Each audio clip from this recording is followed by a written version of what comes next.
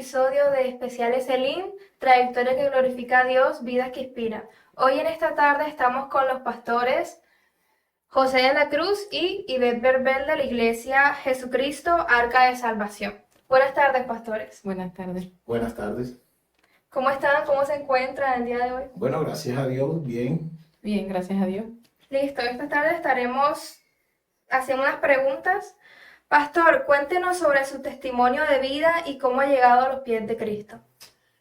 Bueno, gracias a la misericordia de Dios que estamos caminando con nuestro Señor Jesucristo, llegó un momento cuando en nuestra vida aparentemente pensábamos que estaba bien, con dificultades y todo, pero no conocíamos a ese Dios vivo. Pero nuestra vida llegó a través de dificultades de mucha parte de la familia, acerca de maltratos, de pronto no maltrato físico, pero sí de pronto psicológico, en la parte del abandono, en la parte de las secuelas que dejan por tener de pronto una madrastra, y todo eso venían haciendo secuelas en nuestro comportamiento, a llevar una vida desordenada, una vida que quizás si Cristo no hubiera llegado a nuestra vida, no estuviera en este momento, pero llegó en su momento preciso y exacto, y para la gloria y honra del Señor estamos acá. Amén, pastora, su testimonio. Bueno, yo sí nací en un hogar cristiano, padres cristianos. Desde niña me enseñaron a amar al Señor, a ir a la iglesia. Siempre estuve ahí. A los 12 años me quise bautizar, pero fue cuando nos tuvimos que venir para Barranquilla por la violencia que en ese momento estaba cruzando el país.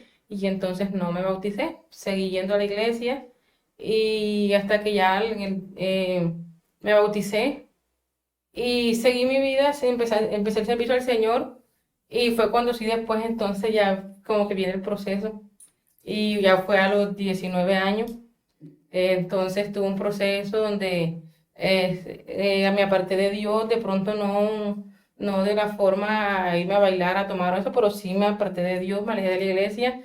Y gracias al Señor pude regresar nuevamente a sus pies después de vivir el proceso que fue largo y duro. Y aquí estamos nuevamente agradecidos con el Señor porque nos dio la oportunidad nuevamente de volver y estamos sirviéndole. Amén, amén. Pastores, ¿cómo llegaron al llamado pastoral y cómo fue su experiencia al ser llamados juntos como pareja? Bueno, parte de mi vida cuando yo hoy entro al Evangelio, que fue un llamado, muchas veces me llamaron, pero a la salvación, a darme ofrecerme el plan de salvación, pero cuando ya llegué a una iglesia, llegué por motivo de invitación, como que para llenar un espacio, y en llenar ese espacio llego y encuentro que hay algo especial, diferente, que no se podía experimentar en el mundo y que acá sí. Cuando tenía un mes caminando con el Señor, me acuerdo que una anciana me dijo, pastor, y yo le dije, no, yo no soy pastor, me asusté, yo, ¿cómo así? Yo apenas tengo un mes, me dijo, no, tú eres pastor de jóvenes, yo no, ni pastor de jóvenes ni nada. Siguieron transcurriendo el tiempo y me acuerdo de que llegaron acá muchos evangelistas a la iglesia. Ya me había afianzado a la iglesia, ya tenía un recorrido de pronto de un poquitico más de madurez, y ya mi objetivo era evangelista hacia las naciones, a recorrer el mundo, montarme en aviones y todo eso, lo que uno sueña sin antes pasar el proceso. Y me decían, pastor, y yo le dije, yo no soy pastor, yo soy evangelista. Y todos llegaban, entonces yo cogía mucha rabia y decía que no, yo era evangelista. Un día, después de 4 años en esa contienda que tenía con los hombres, con los hermanos, estaba durmiendo y el Señor me dijo, con una voz suave y dulce, me dijo, pastor. Y yo le decía en el mismo Señor, yo pastor, me dijo, sí, tú pastor, porque te he llamado para que pastores mis ovejas. Y yo le dije, así en el mismo sueño, me desperté y en el despertar me senté en la cama y comencé a burlarme. Yo decía, yo pastor, yo no soy pastor, yo soy evangelista, esos sueños locos. Y me acosté, cuando yo me acuesto, caigo otra vez en el sueño y siento una voz terrible, pero que jamás ni quisiera volver a escuchar, donde me dice, sí, tú pastor, si yo soy el que doy los ministerios, ¿cómo me rechazas y te burlas de mí? Tú vas a ser pastor. Y yo despierto, cuando yo despierto, yo le dije, bueno, yo no tengo llamado, a mí no me gusta ser pastor. Y yo le dije, voy a ponerle 3 condiciones a Dios que son más difíciles. En mi ignorancia no conocía las profundidades de Dios. Y le dije, Señor, primero, que tenga un llamado que no sea por los hombres, que yo sienta en mi corazón, y eso no lo siento yo. Segundo, que cuando yo veo un solar, yo diga, ay, ahí hay una iglesia, ay, quiero pastorear yo. Y tercero, era que el juego se sintiera de pastor. Y bueno, después de 14 años, pude experimentar eso y yo mismo me reprendía, porque yo pensé que eso no iba a llegar, pero bueno, gracias a Dios, ahora que estamos acá, apreciamos ese ministerio que es muy hermoso. Pastora. Bueno, yo nunca imaginé que iba a ser pastora porque a mí me gustaba y me defendía era en lo que era la alabanza y el ministerio de niños. Y cuando conocí al pastor en el año 2007, pues en el 2008 nos enamoramos y nos hicimos novios, entonces todo el mundo me decía, vas a ser pastora, yo le decía no, y me decían, entonces, ¿cómo vas a hacer si José va a ser pastor? Pero como en el momento, pues como que uno decía, no, él es evangelista y yo no, entonces todo el mundo me decía, mira que vas a ser pastora, mira que vas a ser pastora, pero no, después de eso, entonces empecé en el proceso, nos volvimos a encontrar en el 2014, nos casamos y estamos cumpliendo 10 años, y entonces ahí sí empezamos a nuestro ministerio juntos. En el principio tampoco estábamos de pronto añorando una iglesia o algo, pero entonces llegó el Señor y nos apretó al punto de que tuvimos que salir de la casa y abrirnos al ministerio, porque o sea, era o abrirnos al ministerio o no tener donde dormir. Y nos fuimos al ministerio y empezamos como misioneros y estuvimos en muchos lugares. Luego después ahí sí entonces nos instalamos en Sucre y fue cuando empezamos entonces el ministerio como pastores. Y al principio él era el que estaba como más adentro, yo era como su ayuda idónea, pero también con lo del niño me tocó ausentarme mucho y ya ahora que tenemos la oportunidad de estar juntos y más cerca de la iglesia, ya pues como que sí, el Señor ha colocado en mí todo eso que tengo el rol de una pastora, entonces sí, ya como que ya lo hago con ese deseo. Cuando ya veo algo que no está bien en la iglesia, lo corrijo. Cuando hay que hacer algo, entonces ya así como que siento ese anhelo por servirle al Señor en esta parte del pastorado, pero de pronto no fue lo que un día pensé sino que el Señor nos fue colocando ahí y aquí estamos. Amén. Pastores, cuéntenos acerca de su testimonio como padres, porque sé que su hijo es un milagro. Sí. Cuéntenos. Sí, la verdad es que yo creo que Dios nos sorprende a nosotros de una manera especial, ya nos enseña a conocer quién es Dios verdaderamente. Podíamos tener en el ministerio, no teníamos hijos, ¿verdad? Y anhelábamos tener un hijo. Y estando dentro del ministerio pasaron muchas cosas, milagros hacíamos, a través, Dios nos utilizaba a través de eso, muchas cosas, pero de pronto nunca habíamos experimentado tener que vivir la experiencia de otra persona estando necesitado de un milagro. Y llega que nuestro hijo padece toda la enfermedad por una indiligencia médica, y nosotros al ver nuestro hijo postrado en una cama sin esperanza, los médicos diciendo todo que ya no había remedio, y nosotros nos postramos ese día. Me acuerdo que llegamos a la casa y yo le dije a mi esposa, bueno, la verdad es que vamos a entregarle esto a manos del Señor para que Él se lo lleve, porque la verdad es que no podemos tener un niño en esta condición. Con el ministerio de nosotros nos apartaría de esto y ya sería una carga. Y bueno, nos colocamos a orar y yo me acuerdo que nos arrodillamos y escuchamos una voz que nos dijo que Él nos había prometido y nos había dado a este niño, y nos dijo de que Él iba a hacer en el niño un milagro en el cual muchos iban a ver la gloria de Él.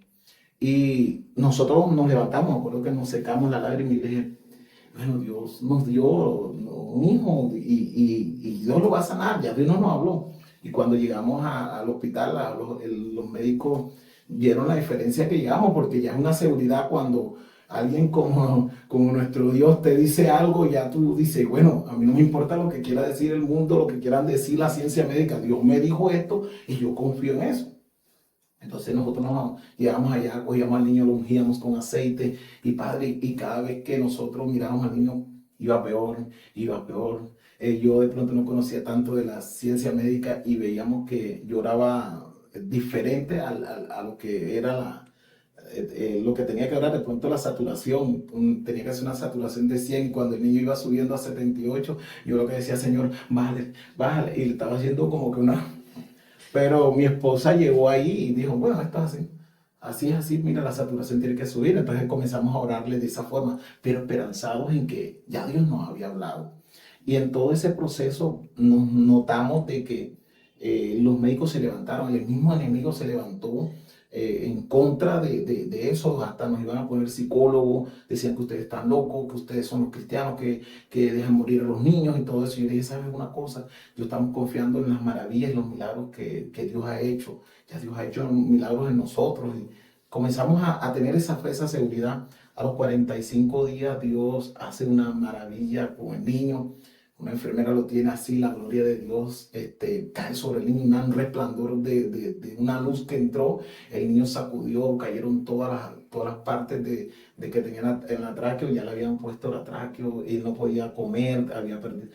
Y bueno, como sabemos que todo esto que hace Dios por un propósito, era una hermana que de pronto nunca había tenido una experiencia de un milagro y estaba como que no se había afianzado, y a través de esa experiencia Dios hizo ese propósito de afianzarla a ella, ¿verdad?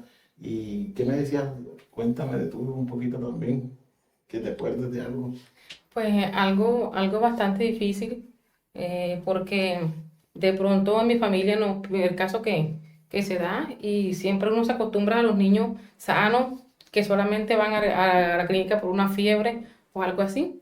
Y bueno, después de los días de cesárea, toca volver a la clínica de nuevo. Fue duro.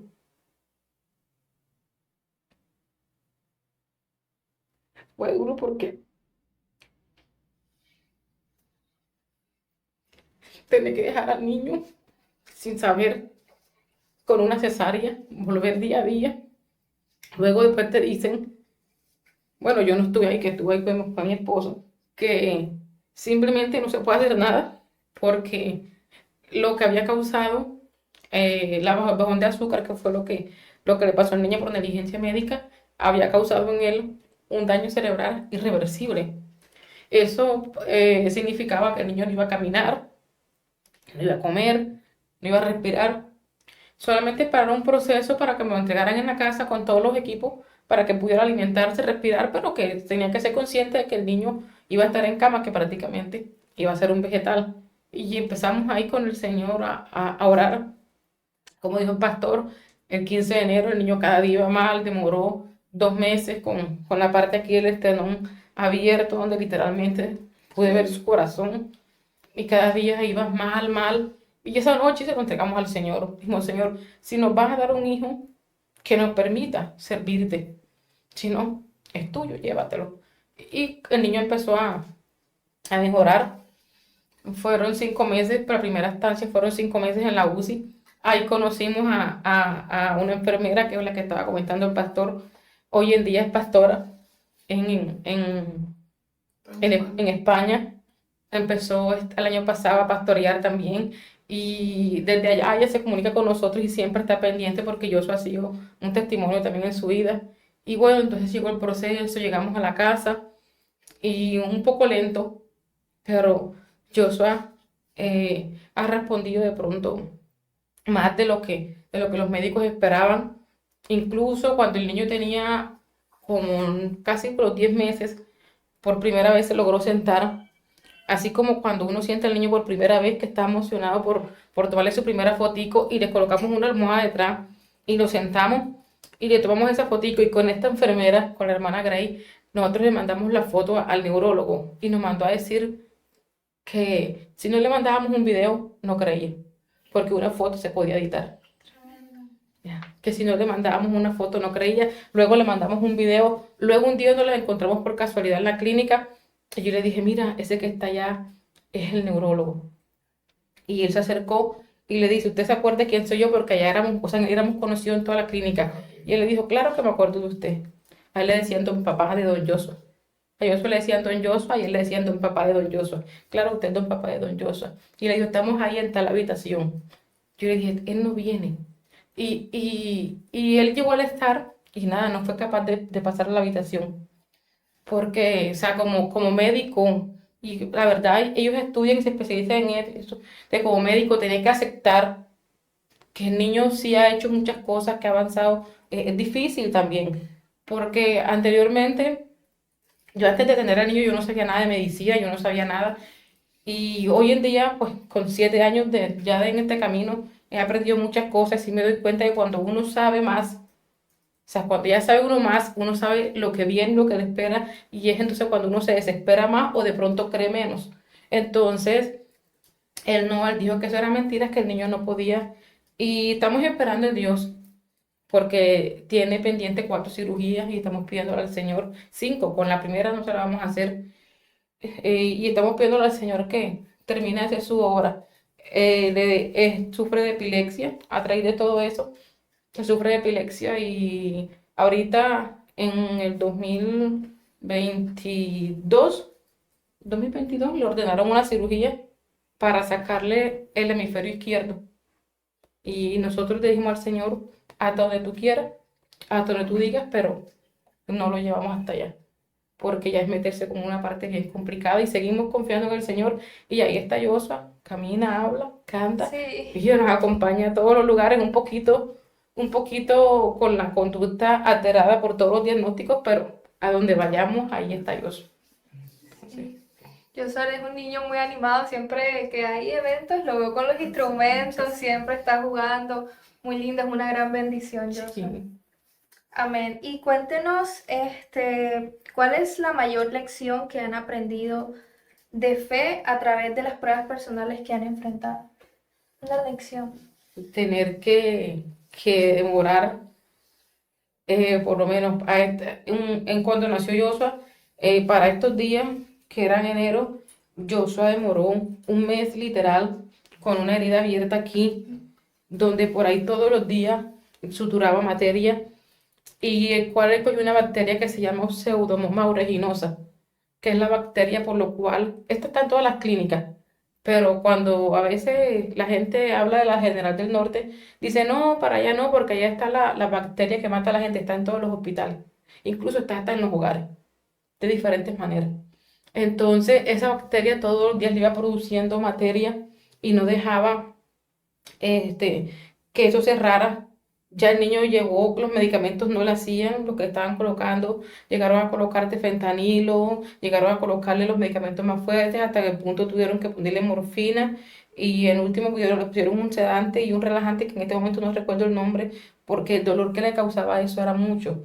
Y de verdad que en esos momentos uno no creía que el niño iba a demorar tanto tiempo, porque ya 2 meses con esa herida abierta ahí es mucho tiempo. Entonces, eso mismo le desgastaba lo que él comía, no lo dejaba crecer por la misma fuerza del corazón y tener que estar de pronto ahí es duro.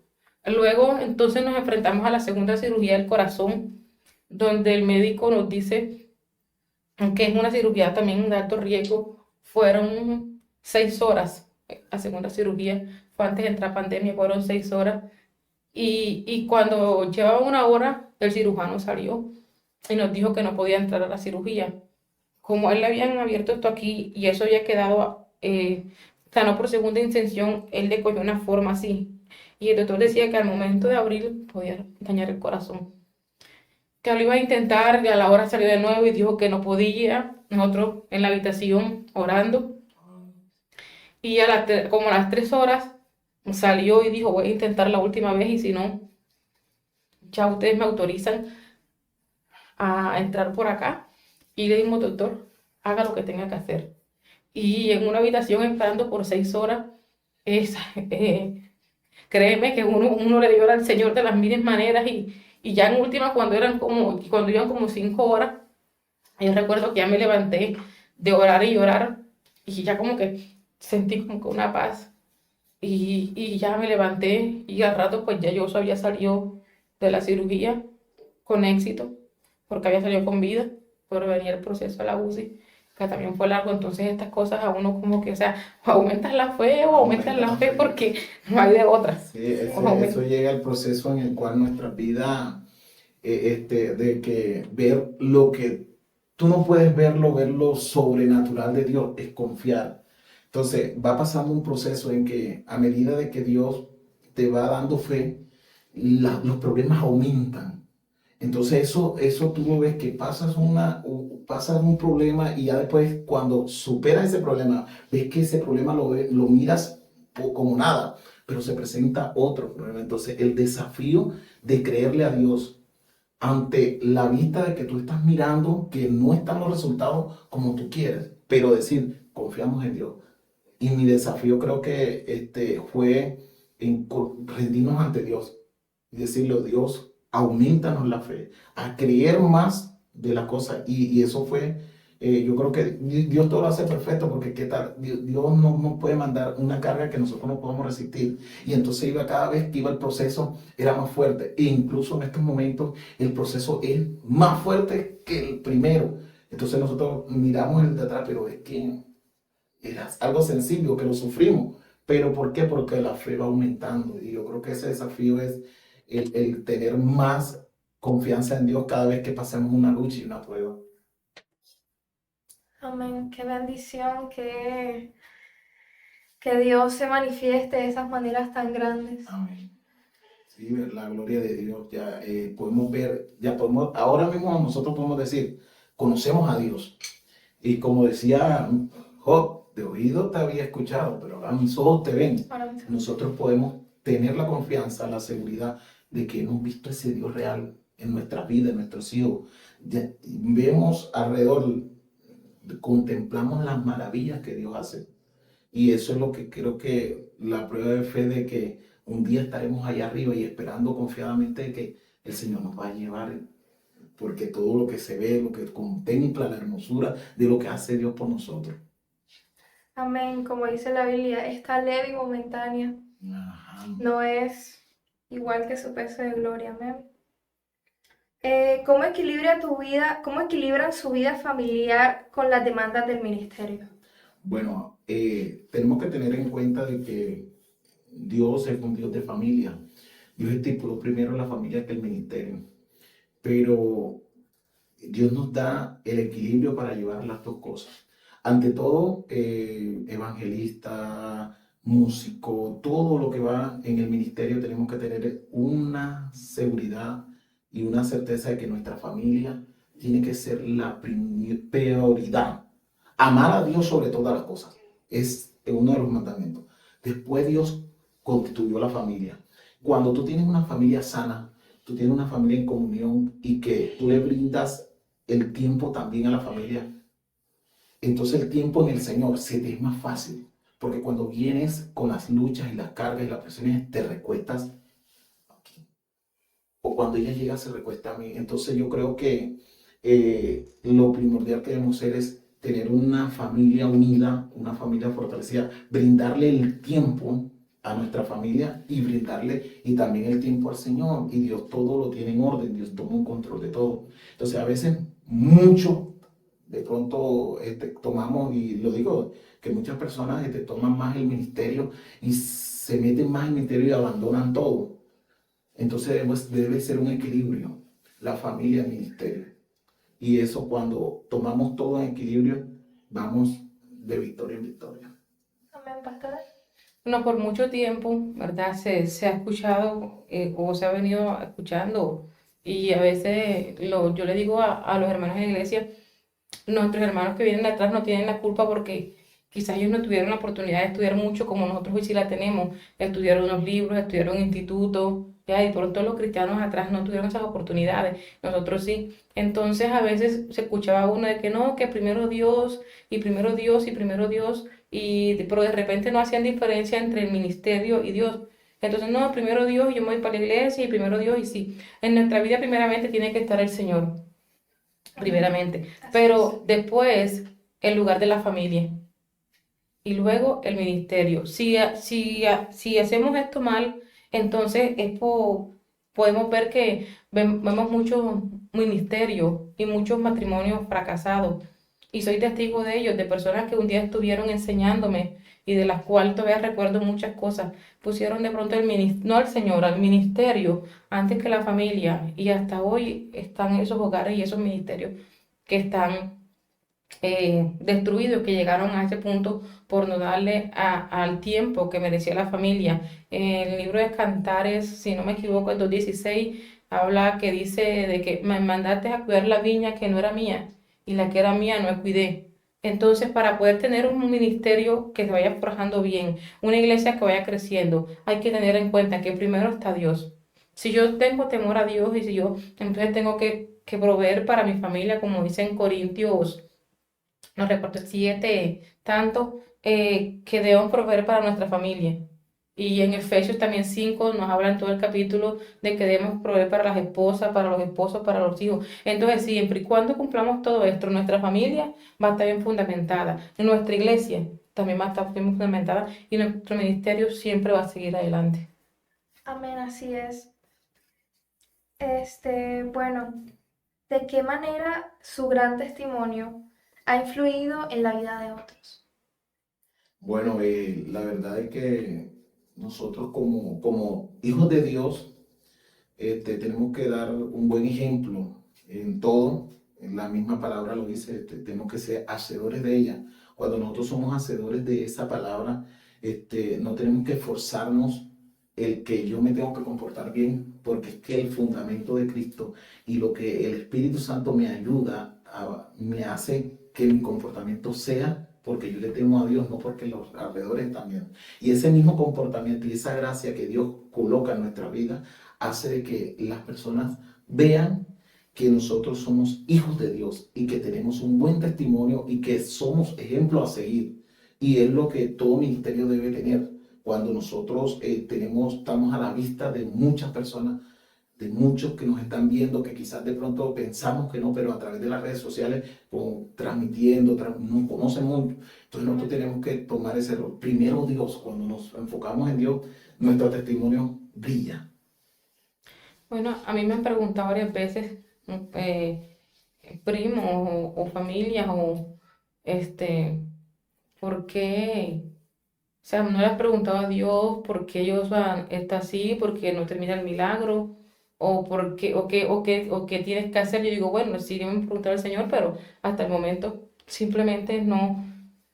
Seguimos adelante y como digo, pudiera decirle en un momento, no puedo servir al Señor porque Joshua me demanda 24 horas, 7 días a la semana, constante. Y pudiera decirle, o sea, no puedo servir al Señor porque tengo que llevar a Joshua, yo lo llevo a las terapias, lo llevo al colegio. Entonces, sería fácil decir, Señor, sabes que tengo que cuidar a mi hijo, ya. Aún así, desde que Joshua salió de la clínica y ya empezamos de pronto a salir con él, porque primeramente no salía de la casa, y recuerdo que de pronto en esos momentos no nos quedaron fotos, pero cuando las primeras veces que vine a la iglesia en escuela dominical, yo recuerdo que cantaba y me tocaba cantar con él en los brazos porque no se lo podía dejar a nadie. Y entonces, a raíz del tiempo, primero me tocaba poner en los brazos, ya de pronto las personas que ven las transmisiones lo ven que siempre está ahí en el altar porque no, o sea, tiene que estar con uno siempre. Y entonces esto ha hecho que de pronto muchas personas vean que a pesar de la dificultad que tenemos de no tener un tiempo, como dice, o sea, no tener un tiempo abierto para servir al Señor, sino con limitaciones, hemos seguido perseverando y aun cuando hemos estado en la clínica, muchas veces toca salir de la clínica para de pronto venir a cumplir en la iglesia o nos toca turnarnos. Y entonces en mi familia llegó un momento en que varios de ellos bajaron espiritualmente por las diferentes circunstancias que a veces en la vida se dan y a raíz de esto ellos han retomado nuevamente el servicio al Señor y basándose en que, o sea, que somos ejemplos, testimonios de fe para que ellos también pudieran volverse a levantar. Amén. Ustedes son un gran testimonio y un gran ejemplo de que no hay nada que impida el servicio a Dios. Amén. Siguiente pregunta. ¿Qué cosas o momentos le han dado esperanza y fuerza en los momentos más complicados? ¿Qué es lo que les da esa esperanza de que Dios les va a dar la victoria? De que Dios es poderoso. Bueno, en el proceso que hemos pasado, la fe, sé que ha llegado a veces un momento de desespero, de que queríamos, pero en que Dios un día nos prometió y nos dijo que nuestro hijo Él lo iba a levantar, que era para su gloria, y lo ha hecho, y de pronto siempre le he puesto, Señor, tu voluntad primero. Nos diste 7 años del niño, y de pronto nos das más tiempo, y de pronto el Señor diga, no, me lo quiero llevar ahora porque a Él le plació, pero contamos con que en todo ese tiempo la mano de Dios estuvo ahí y que ha estado y hemos visto milagros con milagros. Entonces es la esperanza que tenemos de que hemos aprendido a conocer a Dios en medio de las circunstancias y que sobre toda nuestra voluntad, la voluntad primero de Dios, esperando de que en cualquier momento Dios sea que haga un milagro sobrenatural o sea como algo que le pregunté y el Señor dijo, bástate de mi gracia. Gloria al Señor. Entonces creo que a veces necesitamos esos aguijones para estar ahí metidos con lo que Dios quiere hacer. Entonces todo es el proceso del Señor. Amén. Amén. Siempre, pues, cuando a veces queremos desmayar porque las situaciones se ponen un poco difíciles, el Señor siempre nos ha dicho pues que Joshua es para su gloria y entonces pues uno como que retoma fuerzas o sea, ¿qué le digo? No sé hasta qué tiempo el Señor nos los va a dar, no sé si, pero sí el Señor nos ha dicho que es para que el Señor se glorifique a través de él, entonces solamente creerle a lo que él está diciendo y cuando el Señor quiera, hasta lo que él decida, en el tiempo que quiera hacer el milagro a Joshua completo, porque ha sido de diferentes maneras lo de Joshua. El Señor primero dijeron que él nunca iba a poder respirar sin una cánula, la cánula que tenía acá en la tráqueo. Y después de hacerle varios estudios y de orarle al Señor, más que todo, porque fue orarle al Señor a los 3 años, a él le pudieron retirar esa cánula. Entonces ha sido de diferentes maneras que el Señor se ha glorificado. Entonces, cuando queremos así como que fallar, nos acordamos que el Señor nos ha hecho es para mi gloria, entonces que el Señor siga haciendo como Él quiere, porque Sí, y hemos visto que nos da fuerza algo que es cuando alguien se acerca a nosotros y nos dice, oye, gracias a Joshua, me ha motivado a seguir. He visto un milagro en Joshua y Dios ha obrado en mi vida. Entonces vemos que el niño, sin hablar, sin de pronto, lo ven y solamente con eso ven la gloria de Dios que se ha manifestado. Y entonces eso nos ayuda a nosotros y decimos, Dios está presente y seguimos adelante.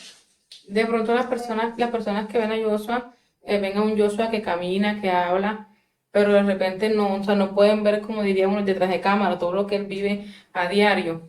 Y la médico que lo está tratando a él, la médico domiciliaria, ella cada vez que me dice, señor Ibe, yo no pensé que Joshua fuera a cumplir 7 meses o 6 meses de vida. Ya, o otros médicos, cuando el médico anterior que lo veía, decían, no, es que Joshua es una bombita de tiempo. De repente de la nada es una urgencia y de repente era una UCI. Entonces sí hemos visto el proceso de Dios y la mano de Dios que nos ha acompañado en todo este tiempo. Entonces cada vez que uno oye a un médico decirle, yo no pensé que yo eso fuera a llegar hasta esta etapa, o yo no pensé que yo eso fuera a hablar, entonces uno como que se fortalece en esas palabras que siempre le van diciendo. Amén. Y ya Joshua ya está grande, ya 7 está creciendo. siete Imagínense, le años. dieron 7 meses y ya los pocos años que tiene. Sí, Qué bendición. Sí. Amén. Pastores, ¿qué consejos les dan a los padres de familia que nos están viendo, a las familias que nos están viendo, sobre permanecer en Dios a pesar de todas las circunstancias? ¿Qué consejos? Yo pienso de que el mejor consejo que podemos tener es nuestra relación con Dios. Cuando tenemos una relación con Dios, nuestras falencias, nuestros miedos, nuestros temores, se los depositamos en manos de Dios y descansamos ante las adversidades, ante las luchas, la oración. Nunca desmayar. Siempre ante cualquier situación, lo primero que tenemos que hacer es correr delante de los pies del Señor y colocar todas nuestras causas, todas nuestras necesidades, e incluso muchas veces ni hablamos delante de Dios, sino que derramamos nuestras lágrimas, pero la Biblia dice que conoce nuestras necesidades y salimos fortalecidos, aunque veamos el problema, pero salimos fortalecidos. Entonces yo creo que la oración y nuestra relación con Dios, nuestra intimidad con Dios es lo que nos ayuda a avanzar.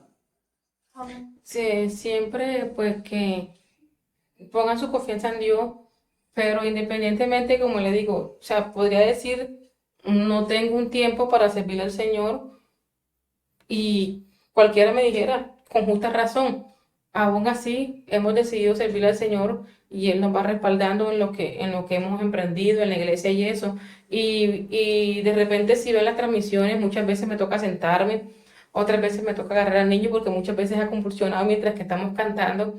Entonces es no dejar de cantar porque, sino simplemente cargarlo.